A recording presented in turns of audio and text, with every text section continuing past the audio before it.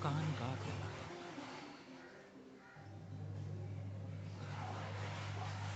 लोग जब मर जाते हैं तो उन्हें या तो जला दिया जाता है या फिर दफना दिया जाता है और यह मान लिया जाता है कि वो मरे हुए लोग इस दुनिया को अलविदा कह हमेशा के लिए चले गए।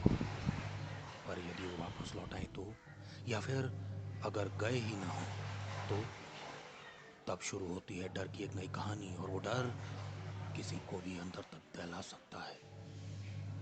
मित्रों, सुना रहा हूं एक नई कहानी, द ग्रेवयार्ड। बता दूं, यह कहानी काल्पनिक है और सिर्फ मनोरंजन के लिए बनाई गई है। थालिम गांव भारत का एक बड़ा टूरिस्ट डेस्टिनेशन यानी पर्यटन स्थल बनकर उभर रहा था। कहा जाता था यह गांव घने जंगल को काट कर बनाया गया था, जिसके चारों ओर बड़े झरने, ऊंचे ऊंचे पहाड़ और मन को भा जाने वाली हरियाली थी। यह गांव अंग्रेजों के ज़माने यानी जब भारत अंग्रेजों के अधीन था, तब से ही अपनी प्राकृतिक सुंदरता के लिए जाना जाता था। लेकिन यह गांव अपनी एक डरा देने वाली बात के लिए भी जाना जाता था, और वो था यहाँ का थालिम ग्रेवयार्ड, जहाँ जाने से भी लोग डरते थे। गांव के लोगों का कहना था यहाँ जो भी जाता है वो उस ग्रेवयार्ड यानी कब्रिस्तान का ही होकर रह जाता है। पुनीत ओबरॉय विश्व के जाने माने होटेलियर यानी होटल व्यवसायी थे, और भारत समेत पूरे विश्व में उनके कई होटल थे। वो दक्षिण भारत के इस उभरते गांव थालिम में अपना अगला होटल खोलना चाहते थे। उनका मानना था इस प्राकृतिक सुंदरता के बीच यदि होटल खुल गया तो विश्व भर से पर्यटक यहाँ आएंगे और वो एक नया कीर्तिमान बना पाएंगे। अपने असिस्टेंट सुधीर सक्सेना के साथ आज पुनीत इस गांव आ गए थे और उस इमारत के बाहर खड़े थे जिसे वो होटल में बदल देना चाहते थे।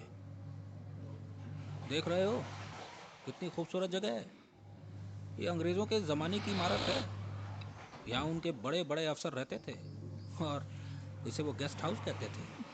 पुनीत ने कहा, इमारत एक बड़े मैदान के कोने में बनी थी जो घने से जंगल से घिरी थी, और उसकी बनावट बिल्कुल वैसी ही थी जैसी अंग्रेज़ों के ज़माने में होती थी।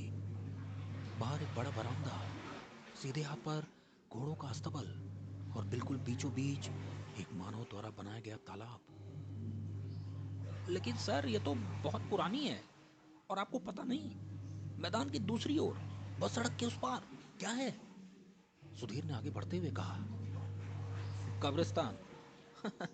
जानता हूँ, तभी तो ये जगह इतने सस्ते में मिल रही है। जब होटल पूरी तरह बन जाएगा तो कब्रिस्तान के सामने एक ऊंची दीवार खड़ी कर देंगे। वैसे भी ये कब्रिस्तान अब वीरान पड़ा है, यहाँ अब कोई दफनाया नहीं जाता। पुनीत ने कहा, लेकिन सर, आपने इस कब्रिस्तान के बारे में सुना तो होगा।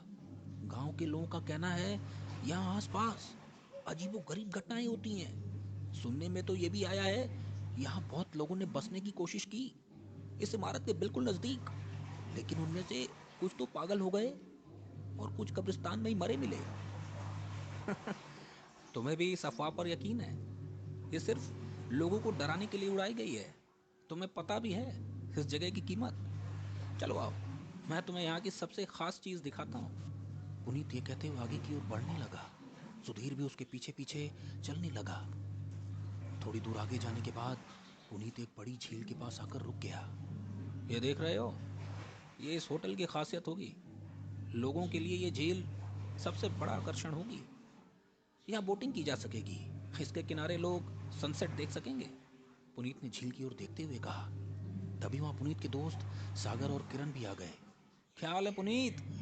सागर ने पुनीत को गले से लगाते हुए कहा। बहुत बढ़िया। आने में तुम दोनों को दिक्कत तो नहीं हुई? पुनीत ने पूछा।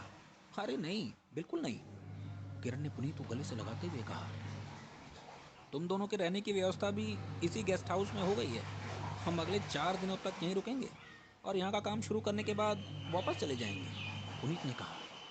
हाँ हाँ, इसी बहाने हम भी इस गांव का मज़ा ले लेंगे, सागर ने कहा। इस जगह की साफ सफाई तो हो गई है, लेकिन ये जगह अभी भी हॉन्टेड दिखती है। बस मैनेज कर लेना, पुनीत ने हंसते हुए कहा। अरे कुछ ही दिनों की तो बात है, तुम इसे एक आलिशान होटल में बदल दोगे, किरण ने कहा। धीरे धीरे वो जगह रात के अंधेरे में घिर गई पुनीत, सुधीर, सागर और किरण डिनर कर उस इमारत के बरामदे में बैठ गए। यार, सामने वही कब्रिस्तान है ना जिसके बारे में अफवाह है कि यहाँ अनहोनी होती है? किरण ने कब्रिस्तान की ओर देखते हुए पूछा। हाँ, पुनीत ने कहा।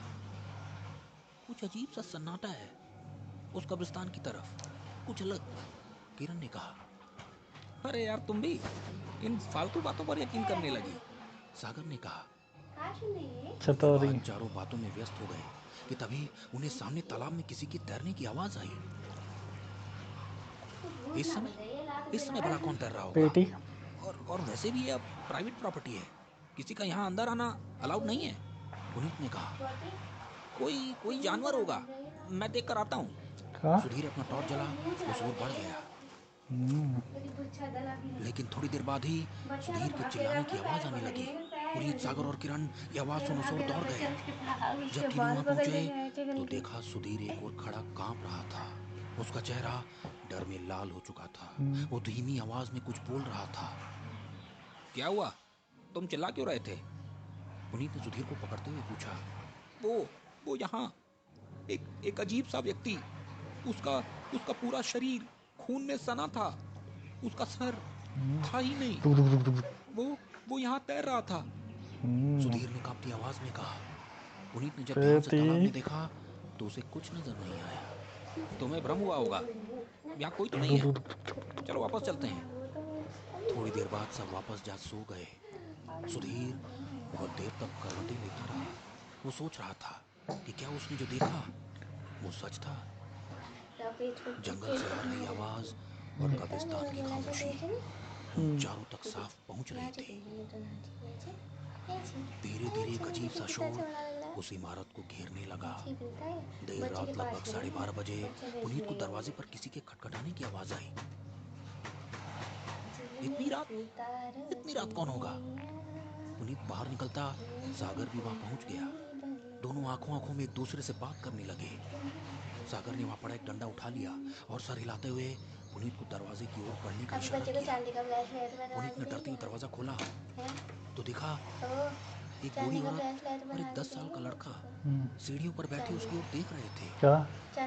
पीली साड़ी और बिखरे बालों में उसका चेहरा किसी को भी भयभीत कर सकता था। लड़के ने बस एक धोती पहनी थी। उन दोनों की आंखें अंधेरे में अजीब तरीके से चमक रही थी। क्या हुआ अम्मा, इतनी रात, क्या बात है? पुनीत ने पूछा। बेटा कुछ खाने को दे दो, बहुत दिनों से हम दोनों ने कुछ खाया नहीं, बूढ़ी औरत ने कहा। सागर कुछ लाओगे क्या? पुनीत ने सागर को देखते हुए कहा। सागर तुरंत अंदर से चावल और सब्जी ले आया। सागर ने बूढ़ी औरत को खाना देते हुए कहा। लेकिन अम्मा इतनी रात आप दोनों इधर क्या कर रहे हो? सागर ने पूछा।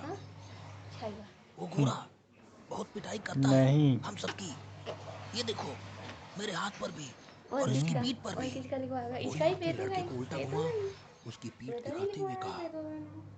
वो हमें कोड़ों से मारता है। सागर और पुनीत उस औरत के हाथ और लड़के की पीठ को देख सहम से गए। उस औरत और लड़के की पीठ पर कोड़ों के निशान थे, मानो किसी ने कोड़ों से उनकी पिटाई की हो।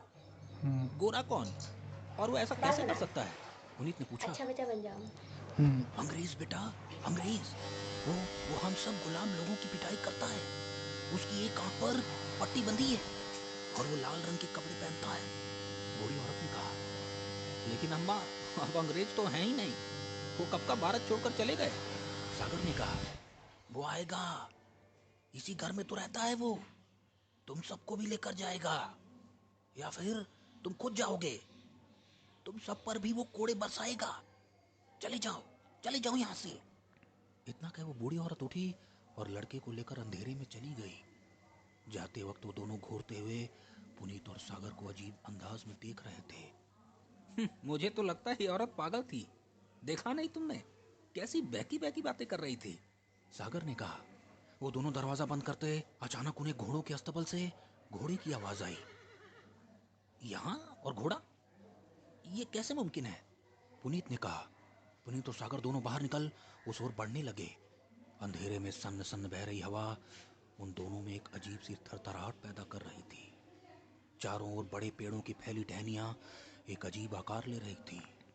उन दोनों को कभी ऐसा लगता मानो कोई टहनियों पर बैठा हो, तो कभी ऐसा लगता मानो हवा संग हिल रहे पत्तों के पीछे से कोई उन्हें झांक कर देख रहा हो। दोनों जब अस्तबल पहुंचे तो सागर के डर में चीख निकल गई। सामने एक सफेद घोड़ा खड़ा था जिसके पीछे एक लंबी रस्सी बंधी थी और उस रस्सी से सुधीर की